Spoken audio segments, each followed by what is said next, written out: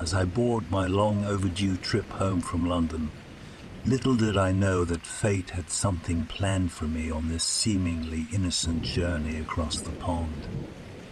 Settling into my window seat, I couldn't shake off the uneasy feeling as we ascended higher into the night sky. My gut instinct kicked into overdrive as I peered out the small, oval-shaped porthole to see nothing but stars piercing through the thick clouds overhead. Suddenly, a sharp bolt of lightning crackled outside, illuminating the darkened cabin like a strobe light. Seconds later, the entire aircraft violently shook as if struck by some unseen force. I gripped the armrests tightly, trying not to lose my balance, while passengers around me screamed in terror. The plane's engines roared, straining against whatever was holding us back. With each passing moment, the ride became increasingly erratic until finally, without warning, the captain came over the loudspeaker shouting that they were losing control and preparing for emergency landing protocols. The fear coursing through everyone was palpable. No one knew where we landed, yet alone what could have possibly been happening in these woods. We didn't just crash land in any old patch of trees either. This place looked eerily similar to photos you might find of abandoned towns in post-apocalyptic dystopian novels, only without any signs of life anywhere. The pilot managed to steer the plane past a group of large rocks barely missing impact. Glancing up at the moon partially hidden behind a thick layer of fog, I noticed our altitude remained dangerously low. The trees appeared closer than before, signaling imminent trouble ahead. The air brakes deployed, jarring us further, causing chaos throughout the cabin. Our descent slowed slightly, allowing the pilots to make another maneuver, bringing our trajectory parallel to the ground. Thankfully, the terrain seemed possible enough for the wheels to eventually meet solid earth once again. But upon hitting the grassy clearing, suddenly all power cut out, along with any hope of a controlled landing sequence. The silence deafening, with the exception of muffled cries coming from nearby seats. In panic mode, I struggled to piece together where everything went wrong, how we got here, and most importantly, who would want to cause such harm? Little did I know I wasn't prepared for what awaited us next on this grisly roller coaster ride. Once the initial shock wore off, chaos ensued as flickering bright white flares provided brief illumination, revealing rows of twisted trees growing sideways underneath instead of straight upwards towards the heavens above. Shadows danced along their trunks, hinting there may still be movement out there in the surrounding darkness which refused to die down. An uneasy feeling settled in my stomach as a musty odor permeated the cabin, mixed with hints of decay and corruption, clung heavily to the air. I rubbed my eyes, trying to focus on where we ended up, or rather, how far away civilization was, since cell phones weren't connecting to networks. Every breath felt more suffocating as time stood still. The plane rattled hard, dislodging several heavy items, including chairs, creating hazardous obstacles, making navigation impossible in the pitch-black darkness. Somewhere in front, passengers frantically tried using flashlight apps on phones. One woman with short blonde hair accidentally dropped hers. Without hesitation, I picked it up and returned it to her, attempting to break the ice. To my surprise, she began crying uncontrollably, muttering incoherently about the end. Several others murmured echoes of agreement, sharing similar sentiments, Fear infected us all, binding us in ways few ever experience or fully comprehend unless tragedy strikes. Questions flooded my mind. How did we wind up stranded in this godforsaken place?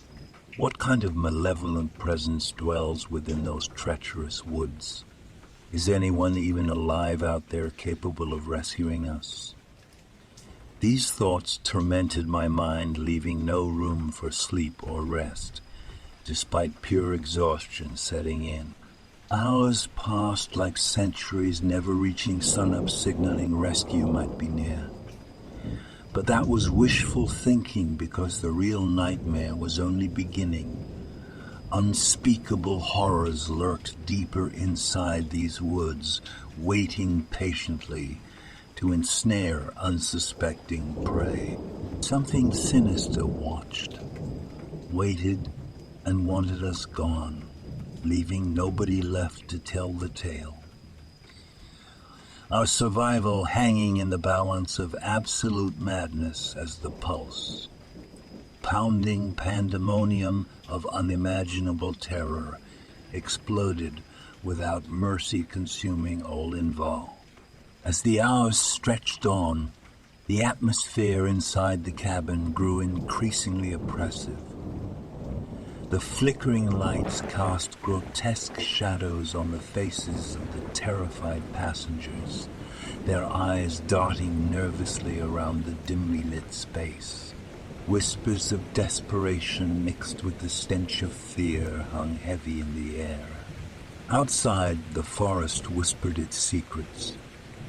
The rustling of leaves carried on an eerie breeze.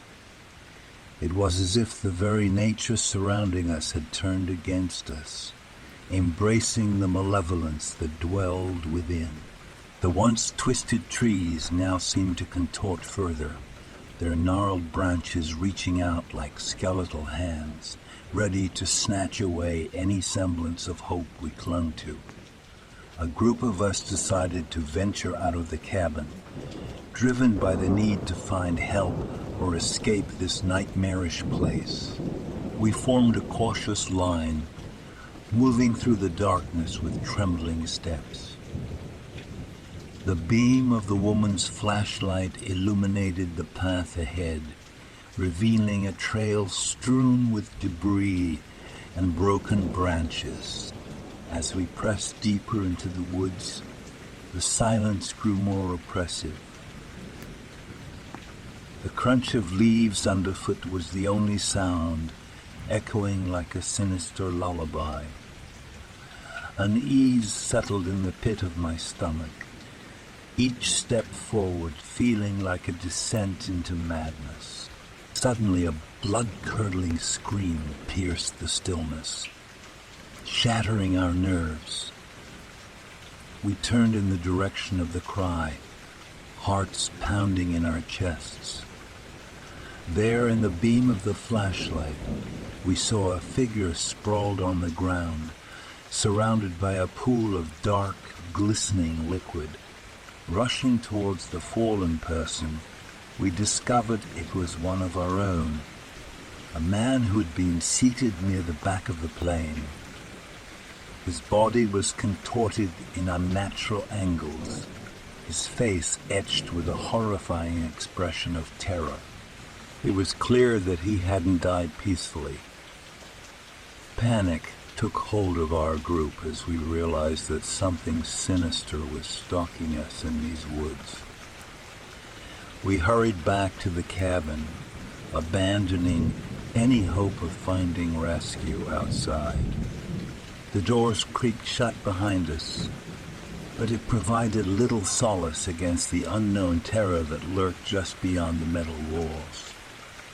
Hours turned into days, and with each passing moment, our sanity frayed.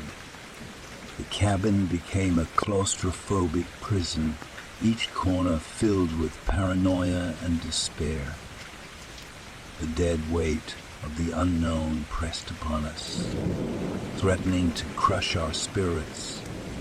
As food and water supplies dwindled, desperation set in. Some began to turn on each other, accusing their fellow survivors of harboring dark secrets or being in league with the malevolent force that haunted us. The sense of camaraderie and unity we once shared dissolved into a toxic blend of suspicion and fear. But amid the chaos, a glimmer of hope emerged.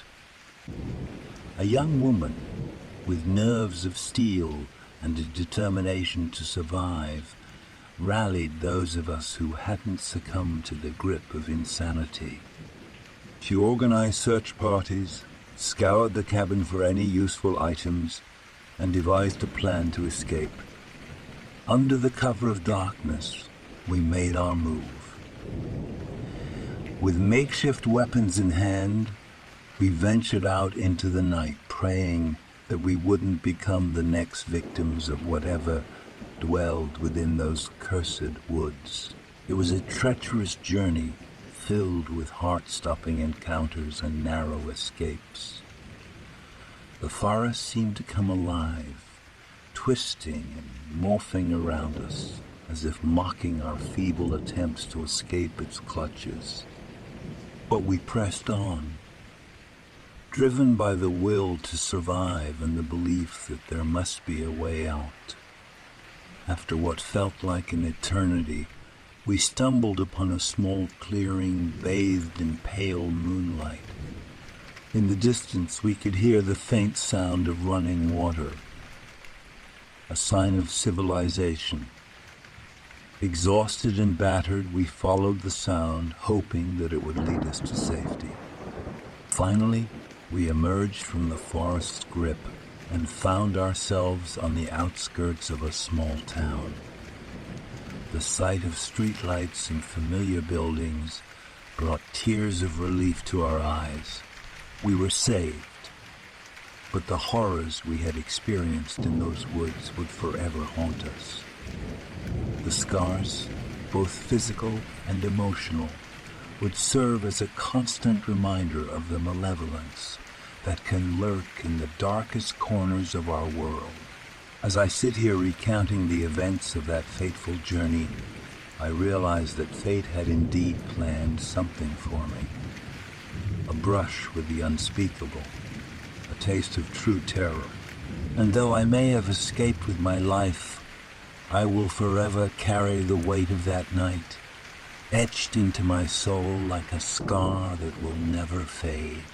For just $3 a month, you can have your name featured in my YouTube videos and descriptions. Not only will you be supporting my channel, but you'll also be immortalized in the credits of my content. If you're looking for something a bit more personalized, consider becoming a $25 a month patron. I'll voice your stories and bring them to life on my channel. Create a special drawing just for you, or even write a unique story tailored to your interests. So don't hesitate. Join my patron community today and help me keep the spooky stories coming. And remember, together we can save each other from the YouTube algorithm. Thank you for your support.